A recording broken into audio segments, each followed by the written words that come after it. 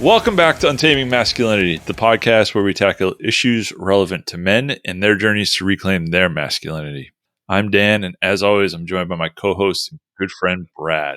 What's going on tonight, buddy? Another day in paradise, man. Our running joke that I always run 10 minutes late to show up to recording. Tonight, my son sharded himself, Hershey squirts, whatever terminology you want to use, about 10 minutes before bed. So, had a good time cleaning that up. How are you, man? Yeah, I don't miss that. I am really good. I am actually the only person in my house this week. My wife took the girls down to visit her parents in Florida for their winter break. So it's just me and the dog this week. It's nice and quiet, getting a lot done. Pantsless week in the house? Yeah, Nice. pantsless week in the house. Yeah. Nice. The dog looks at me kind of funny, but it's good. So tonight we've got a good friend of ours, Andy Musser, with us. For those of you who don't know Andy, he is a pretty interesting guy. In addition to being a husband and a father, he is a business owner. He runs a landscape hardscape business. And in addition to that, he is an avid outdoorsman and also a cancer survivor. So Andy, welcome to the show. Hey, thanks you guys. Thanks for having me. Good to see you. Absolutely, man. It's always a good time seeing you. Yeah. You're looking pretty trim. What is this, day 50-ish? 75 hard? Yeah. I think it's I think we're on day 52. So. Oh, man. Yeah, we're getting there. Home stretch. Right. 3 more weeks. 3 and some change. Have you kind of gotten over that hump yet, or are you just in the doldrum days now?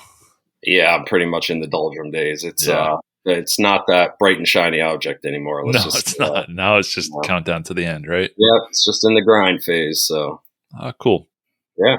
Why don't we start with you just kind of like filling in a little bit of the blanks here on that introduction, letting the guys know a little bit about you, and then we'll jump into some questions.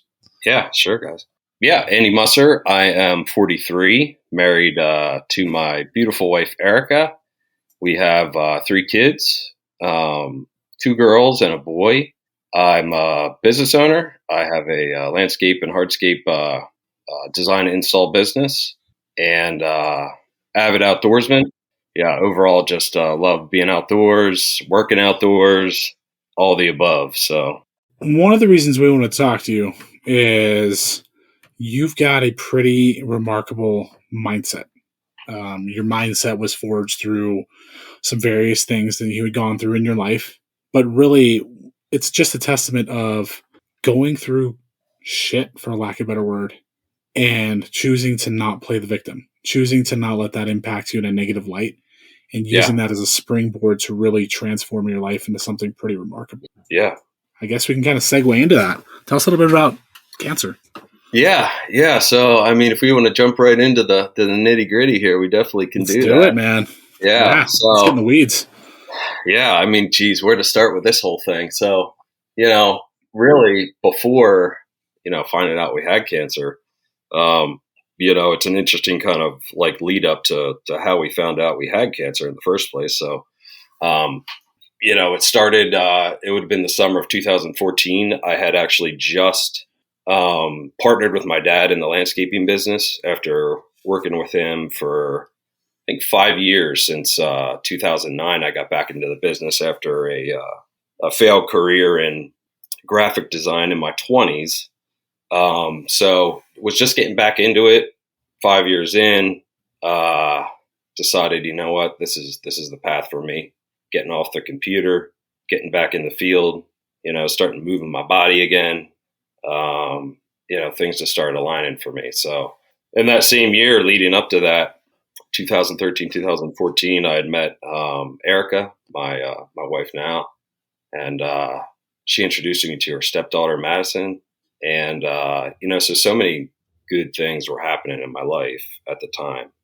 With the business being incorporated, partnering up with my dad, meeting my future wife, becoming a stepdad, becoming a dad. My life was moving in a positive direction.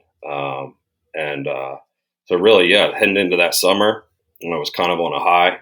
And July came around, and Erica surprised me one day and said, "We're having a baby." I was like, "Oh my gosh, wow!" So all these things, all these good things were happening in my life. And just one day, about 2 weeks later, I woke up, went into the bathroom, doing on your normal morning thing. And I had this weird itch on my leg. And I was, I work outside, maybe it was poison, whatever. And next thing I know, I'm like, I can't stop itching. Now I'm itching all over. I'm breaking out in like this hive, and I'm just still thinking like, what the heck, was I in poison ivy, or what's going on here? And my wife, I told her what's going on, and she's like, oh, you're getting like a rash. You got like hives all over you. And she goes back in the bed, and here there's a yellow jacket in our bed, like just kind of squirming around. So here, I must have gotten stung by this yellow jacket when I was sleeping, and I was having an allergic reaction. So that was odd. So no big deal. Just took a Benadryl, zonked out for the day. And next day I go back to work, and, I'm working first 2 hours of the day. I'm just struggling.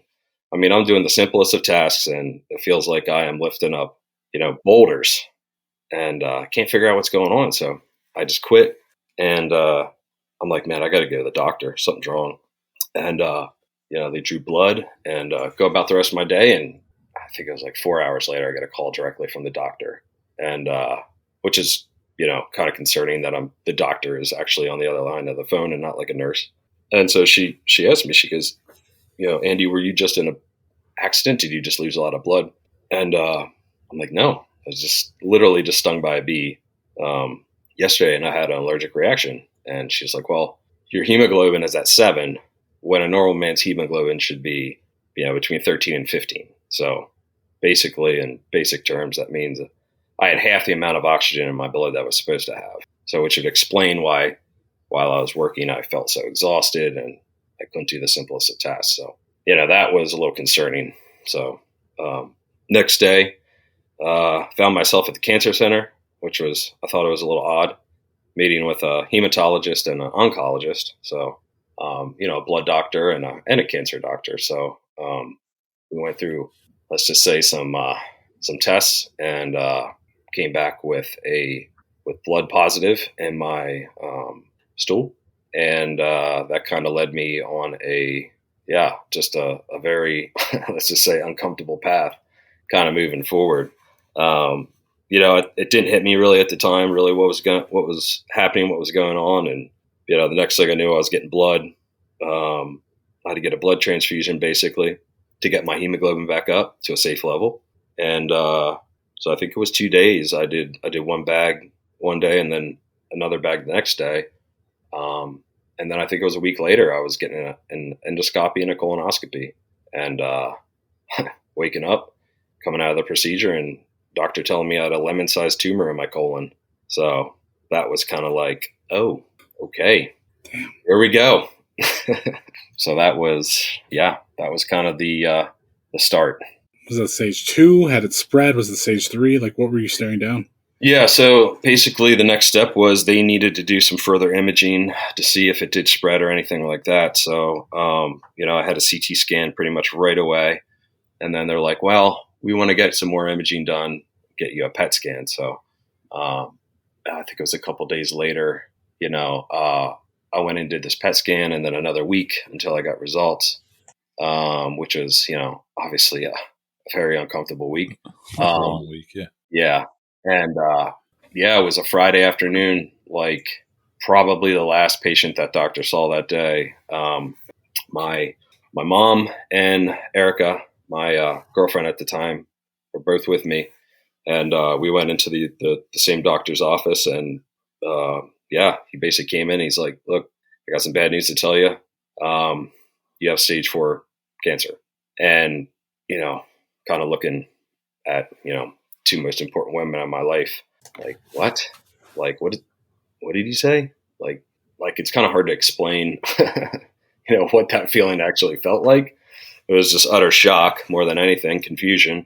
I remember asking him, I said, what does that mean? I was like, how long do I have to live? And he's like, well, you're young, somewhat healthy, otherwise like 2.5 years. So as you can imagine, being 34 years old, all the good things happening in your life, and then finding out you're going to be a dad with your first, yeah, you can imagine the weight of that situation kind of came crashing down pretty hard. So yeah, it was, that was the real deal right there, because we went from, okay, you have cancer, that's one thing, to like, oh, okay, you're going to be dead in 2 years. So, and we were more or less told, hey, we're going to have to cancel your cancer surgery. We're going to have to get you right on chemo right away. Boom, boom, boom. Shoved us in a room with a woman who literally had no idea the details of my case, and she was like apologizing. And I just remember my Erica just kind of going off on her and being like, we're leaving. We just left. So it was handled very strangely.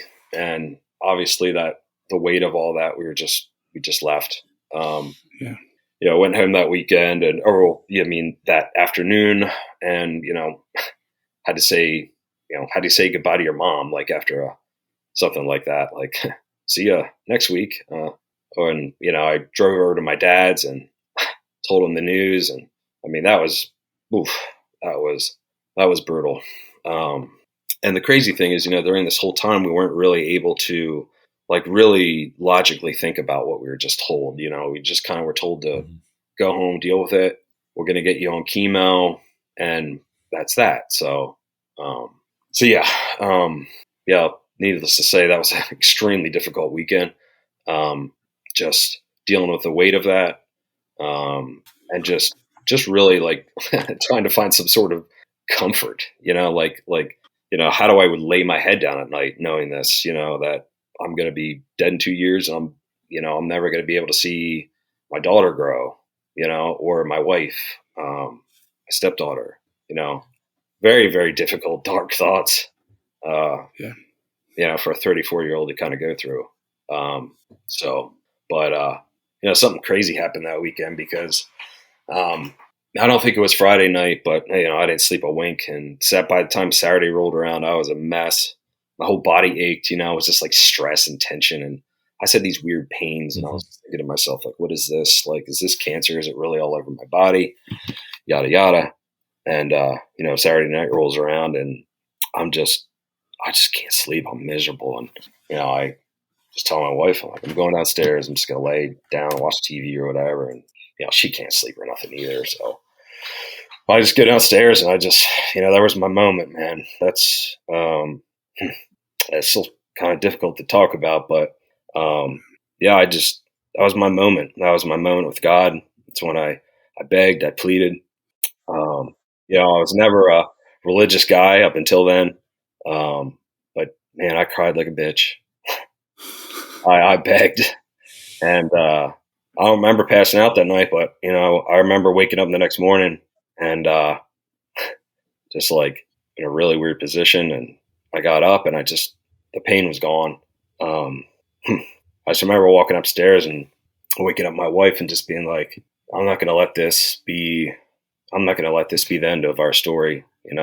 This is where I draw the line. This is where we start the fight. So, from that point forward, I just like became obsessed with learning about cancer, learning the most I could about my enemy at this point. And, I was just like, let's go to the bookstore. Let's go to Barnes and Noble. Let's get a bunch of books. I'm going to kill this thing. So, I don't know how else to describe that, but man, that was a powerful moment for me. No, man, that, obviously I don't know your story. Like, I don't know cancer to that level, but having gone through it with my wife, I remember coming home with a diagnosis, coming back after they had surgery and saying it had spread, and just the dread and that existential crisis moment. Yeah. You're sitting there thinking, I'm on borrowed time. I remember thoughts just dancing in my head of my wife dying and me needing to raise my kids alone. Right. And it was painful, man. But one lesson that I remember learning very early on is those who tend to respond to treatment well, those who tend to conquer cancer, are those who choose hope, those who choose to fight, those who don't give into the nihilism or the cynicism or the feeling sorry for themselves. And that's what's so powerful about everything you just shared is, it was scary. I'm sure you had horrible thoughts of dying and feeling like life got taken away from you, but you chose to turn to God. And in that moment, you were given the strength to wake up the next day and say, you know what? I'm going to fight this. I'm going to give it everything I've got. Yeah. And in that moment, you set a foundation for yourself in being able to overcome everything that followed. Yeah, man. You just hit the nail on the head right there. I tell everybody that I meet, like cancer was one of the best things that ever happened to me because it really, really opened my eyes. It killed the ego that I had before. It brought forth God in my life, and with that, it brought out, gosh, just a whole new person in me, a whole new man. It was just an extremely powerful experience. But yeah, so I mean, to kind of continue there a little bit with the story. So the doctor that had, let's just say, misdiagnosed me, he had canceled my surgery, and Monday I had followed up with my surgeon. And so he had advised us, come in, let's talk about it first. So we went in, we talked about it, we told him what we went through. He said, look, go back to the imaging place, get your discs, bring them back in, we'll look through it. So, we did that. We kind of ran out of his office super quick and got the disc, came back, and we're sitting here with a surgeon in his office, and he's just going through my scans all through my body. He's like, look, I know a little something about cancer. He's like, this just is not lining up. I'm not going to say it's not, but I know that typically if you have colon cancer, 90% of the time it's going to spread to your lungs or your liver, and both those areas look good. He's like, we're going to go in, we're going to find one of these lit up spots. We're going to biopsy it, number one, just to prove that it's not. And then we're going to get back on track after that. So we left his office just like totally new people. So, yes, we did have Friday and Saturday and Sunday to kind of, suffer a little bit through this misdiagnosis. But then we were given this like newfound hope. And, fast forward to this procedure, they had taken a lymph node out like in my chest area. And I still remember coming out of that procedure. And I remember like literally hearing the surgeon being like, literally saying like, excuse my French, this is not fucking cancer. I can't believe they told him this is cancer. And that was kind of like, all right, that's what we needed. So that was the extra fuel, on top of whatever, had come over me over the weekend. And really, I mean, that's like another lesson here is, when we were in that doctor's office originally, when he told us it was stage 4, like we could not think straight and say to ourselves, well, he doesn't have biological evidence, the fact that this is actually stage 4 cancer, right? So, another lesson here is really get a second opinion, get a third opinion, get a fourth opinion. Gosh, when you're talking about something this dire and that important, this kind of disease, my gosh, don't just stick with one doctor. Heck, I don't care if you got a broken leg or a twisted ankle now. I tell everybody, second or third opinion, no questions asked. Get it done. There's so much to digest there. Oh, there's more. I'm sure. I want to kind of jump into the idea, or not the idea, but the mindset shift that you went through, right? Because I can't imagine what getting that initial diagnosis was like, but it's got to be an oh shit moment of epic proportions. Yeah. How did you go about really? Yeah, no, I mean, I know where you're going with this. I know exactly where you're going with it. And that's why I kind of tried to explain a little bit about like my moment with God, right? Like that was number one. That was like, that was unexplainable. That was it's strange enough that I was stung by a bee in my bed that ultimately led me to getting diagnosed in the first place, let alone having that moment then, and then waking up the next day and just being like, all right, I made the decision. Like, I'm going to live. That's when I drew the line in the sand right there. Right. And I had, in the weeks leading up to that, just kind of in between these tests and stuff, I started getting obsessed too. I started like just researching, looking up, like I was just looking up like hashtags like colon cancer on Instagram. And I was finding like people currently going through it or even like survivors. So I was able to kind of look at other people doing it. I eventually found, Chris Wark from crispycancer.com. And he was a colon cancer patient in his 30s, basically almost the same exact diagnosis as me. He kind of laid out everything he did. And at that point, he was 12 years cancer free, and like how he went about doing his thing. So like I had all these, fortunately for me, it's somewhat of a common cancer.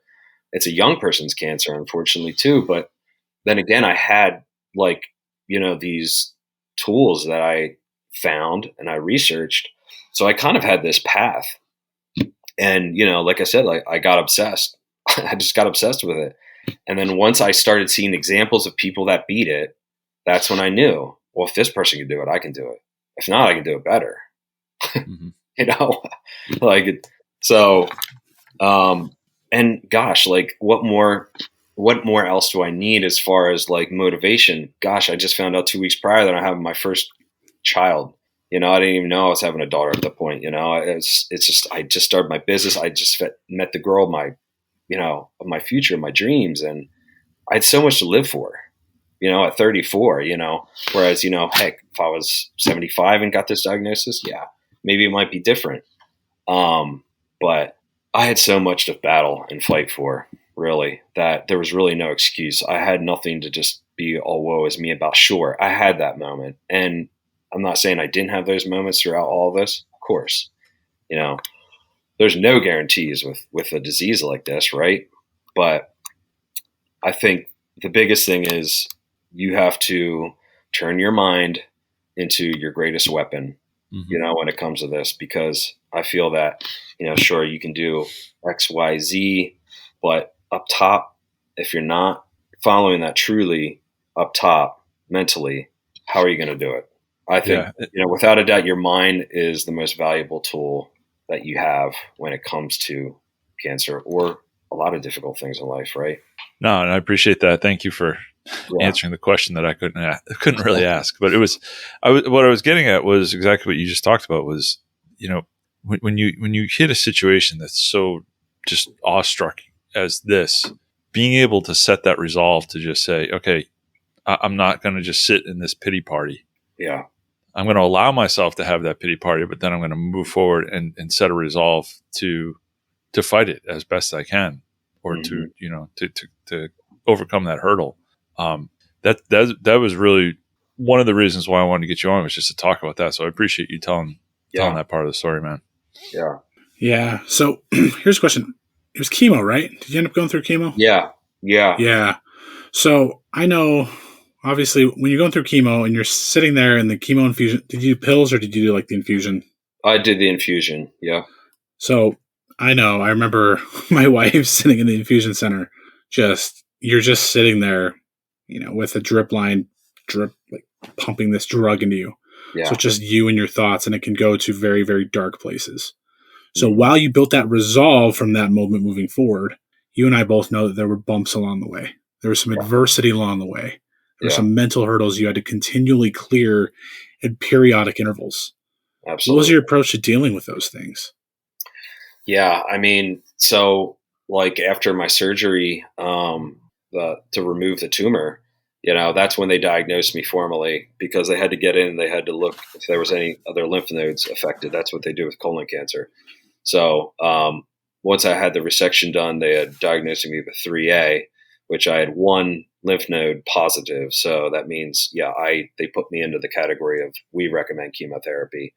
So in a lot of my research, I was coming across people that said, do not do chemotherapy, do the natural approach. So I had, on one hand, a decision to make, as far as I have so many survivors, testimonials, amazing stories of people that didn't do it. And then I had also, on the other side, I had conventional doctors like telling me I need to do this.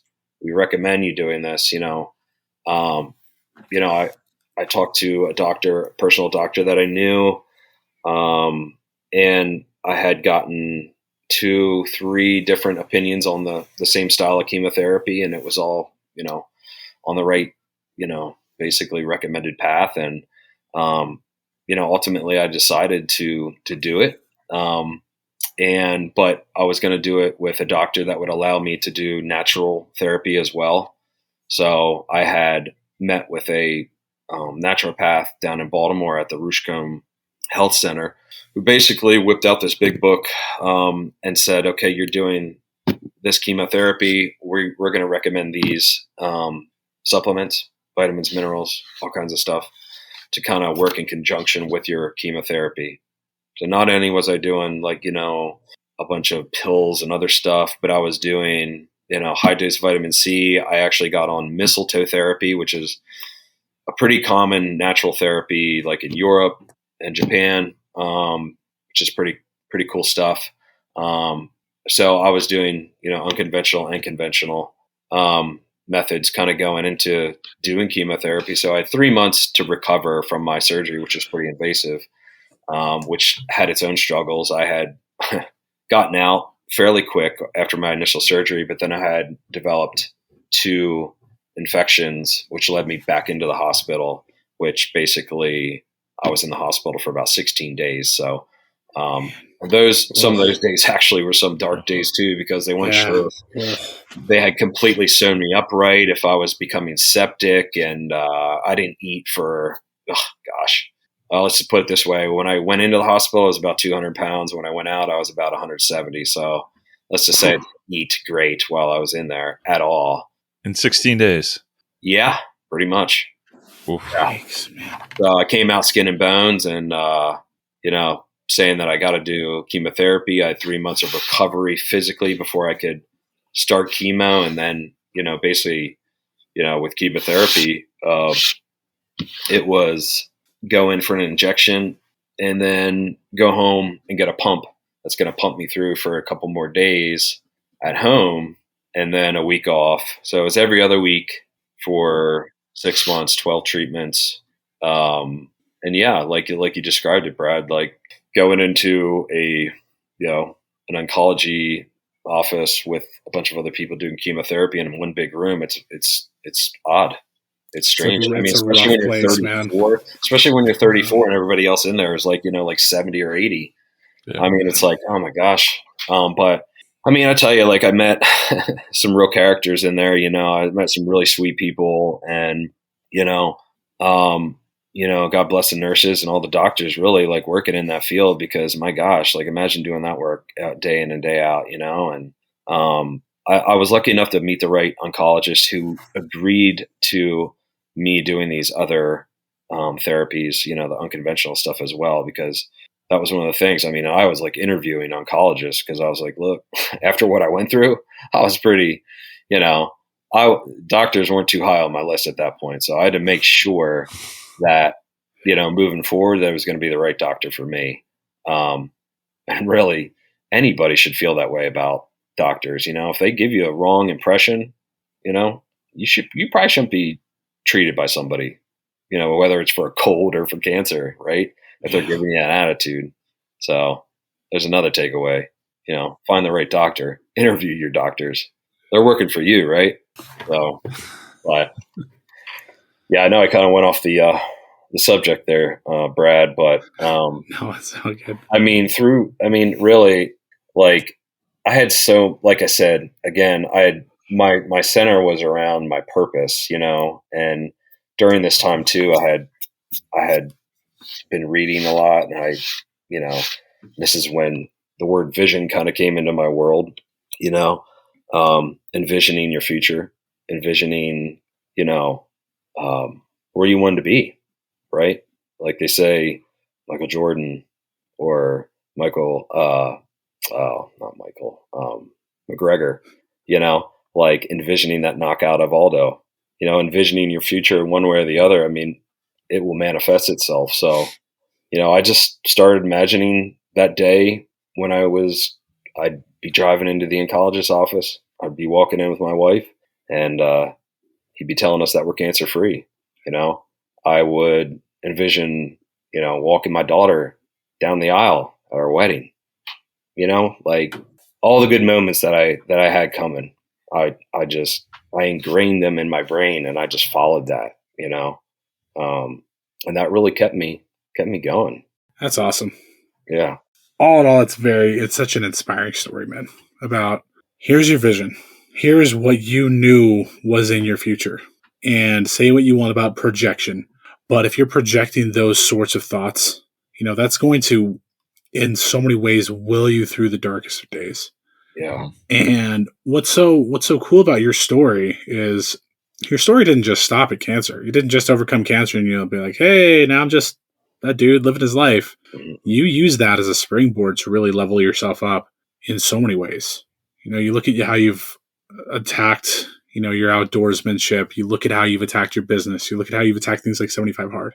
Yeah. You've used that ironclad will that was forged, if you will, through the fires of adversity to really launch you forward. So maybe talk to us a little bit about how that mindset then continues to serve you now. Yeah. And how you've used that to propel yourself. Yeah. I mean, I'll tell you, like, so, once we were basically told, once I got through all treatments and everything else and being told finally, that moment coming true, like you're cancer free, which, it didn't come right away. I had some other things happen that we had to go through some additional tests just to make sure it wasn't, this or make sure it wasn't that. And so, we dodged a couple more bullets. And I think it was about 2 years after I had actually finished chemotherapy treatments is finally when they told me. And I was actually driving out to my cabin when they called and told me that. And it was, I just remember screaming. I just remember yelling and screaming. And, sometimes when you beat something that big, sometimes that could come back to bite you in the ass too, because you kind of, at this point, you start to feel a little bit invincible, right? So I moving forward, I found myself kind of pushing a little harder and doing things that maybe I shouldn't have been doing. Just really just trying to move the needle and loading my plate up probably more than I could. So, I compromised myself a few times. I just taken on more than I really should have. And really it's, so through those experiences too, I had to really dial it back. I had to kind of recenter myself and realize like, look, man, like you beat cancer, but you still got to live well. You still got to live balanced, right? Because chances are that, even the guy before, even though he wasn't as hard charging and as motivated as the guy is now, he was doing dumb stuff too. And, don't go back to the ways of that guy. So, there were some bumps in the road. But, we were, I just tried to put together some pieces here because some of those years were just really, we had some up and down moments and some good and some bad. And, we were told really in that between now and then, we might not be able to have any more kids. So, having two daughters and being the last son, like kind of in our lineage, I was kind of like, well, we should probably try to have another kid if we can. Let's do it now. So, but we were told basically we might not be able to have kids. We didn't take any of the measures that they recommended that you do. And, because who knows? Because like, who knows if I was going to live or die at that point. Right. So, so we got news that we were having another kid, and a couple months later we found out we were having a boy, and it was just like, oh gosh, it's just like a incredible experience for us. And here our family became complete, and leading up to that, obviously my wife and I got married, and there were so many high moments and good things happening too, like I can't discredit that, but really back on track here, trying to describe a little bit how I take that mindset into the future here. And with some of the things I'm doing now, really it's, like I got carried away a little bit with some things, and, but I had to recenter myself and rebalance and kind of figure out a better path, moving forward, because, hey, here I was 34, now I'm getting it closer to my 40s.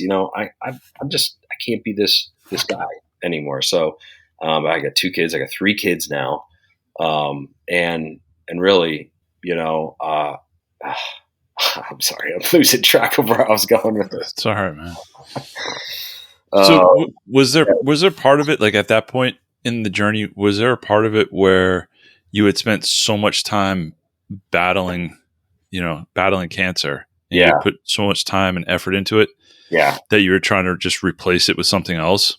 And then I guess maybe in a way. I think it was, I don't know. It's kind of hard to explain. No, again, I'm kind of losing my track of thought here, so I apologize, guys. No. Yeah. I mean, really there's like just a way to sum it up. Like life did not get easier after cancer. Let's just put it that way. That's a good place to start. Yeah. And as you guys know, life doesn't get easier, right? It only gets harder. So, especially when you have more kids, the business grows larger. Life happens. Your parents get older. There might be some challenges there as well too. So, like to speak to that a little bit. Yeah, I defeated a pretty big beast, but life in general is an even larger beast, right? And just because you beat cancer doesn't mean you're out of the frying pan just yet. So, I really had to kind of recenter myself and figure out a better path forward at that point. No, I think that's really good. That's a really good summary, though, man. Like you put it really well. Like cancer was an adversary. It was the elephant in the room. It was the final boss, if you will. But then you realize you passed the final boss, and there are more final bosses awaiting you. It's like Mega Man or Final Fantasy or something. Yeah. But at the same time, that gave you a skill set. That showed you, like you at that time were able to prove to yourself, you know what, I could conquer something like that. There's so much to be said when you can conquer something and move past it and realize, you know what, I defeated that. I moved forward.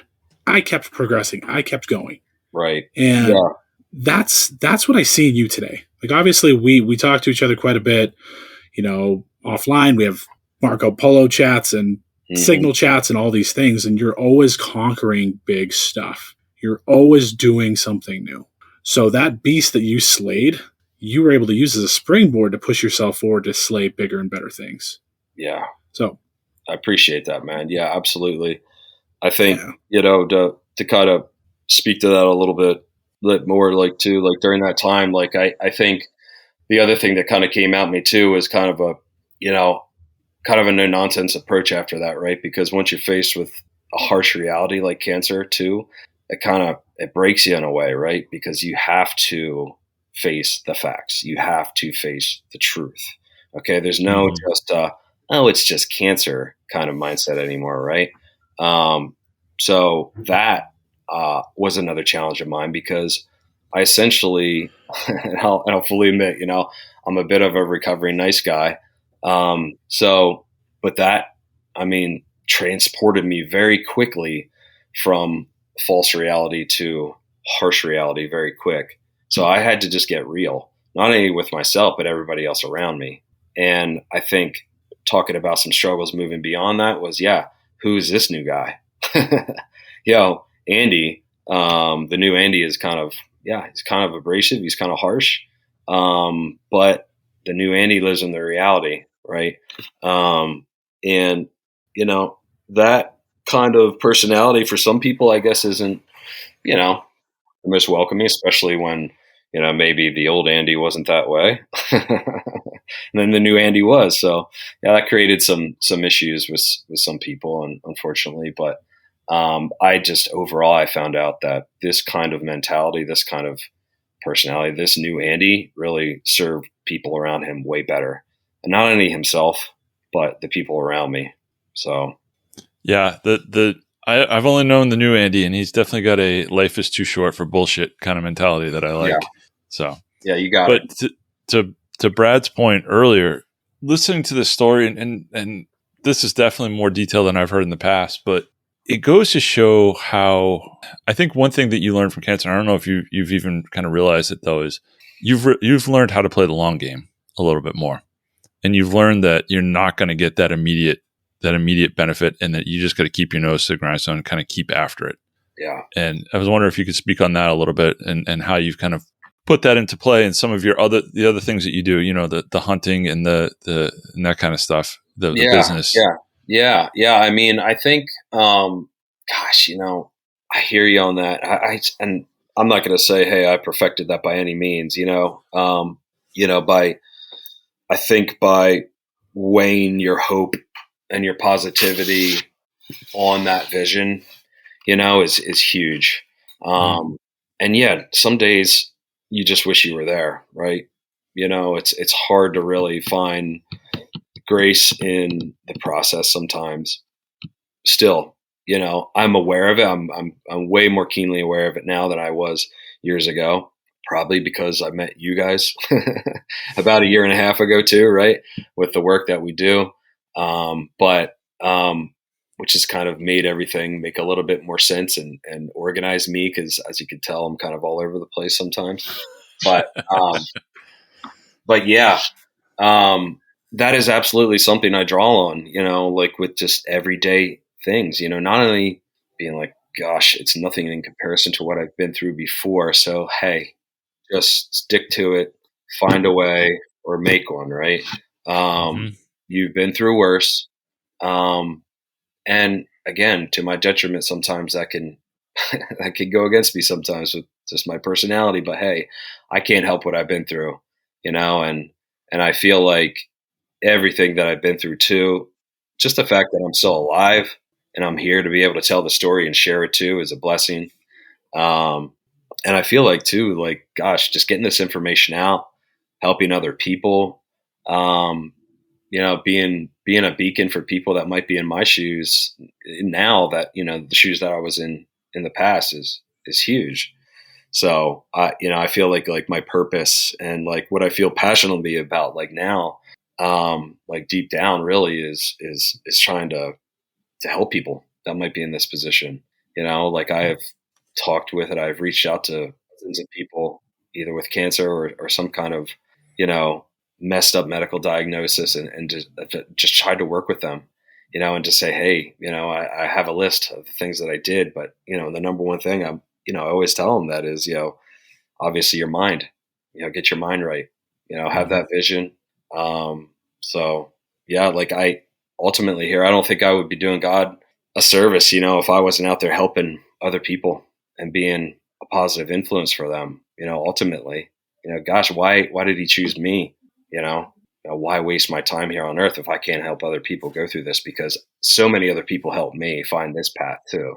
You found a life of service through staring death down. That draws me to what the Stoics say about death. Like if you ever read Marcus Aurelius or any of the Stoics, they talk a lot about how death is something we have no control over. Yeah, it comes when it comes. It happens when it happens. So as a result, it's not something that we should fear. It's not something we should avoid. And because we don't fear it, and death loses its power and its grip over us, it allows us to live more fully. And I think in some ways, even if you haven't realized it, you stare down, it was an erroneous stage 4 diagnosis, but you spent some time thinking, I'm on borrowed time. So you made that decision at that time, you know what? Death doesn't have any control over me. I'm going to live my life to its absolute fullest. Yeah. Yeah, man. Yeah, death wasn't even an option, at that point. I'm not going to say it wasn't in my head. Don't get me wrong. Right. That bastard jumped in my head way too many times. And he still does. He still does. I'm going to be straight up and honest. You can't be normal after an experience like this, right? But yeah, man, you're absolutely right, Brad. I mean, you find yourself in tree stands all the time, right? You're staring down death. Yeah. You just stumble out of one. Yeah, absolutely.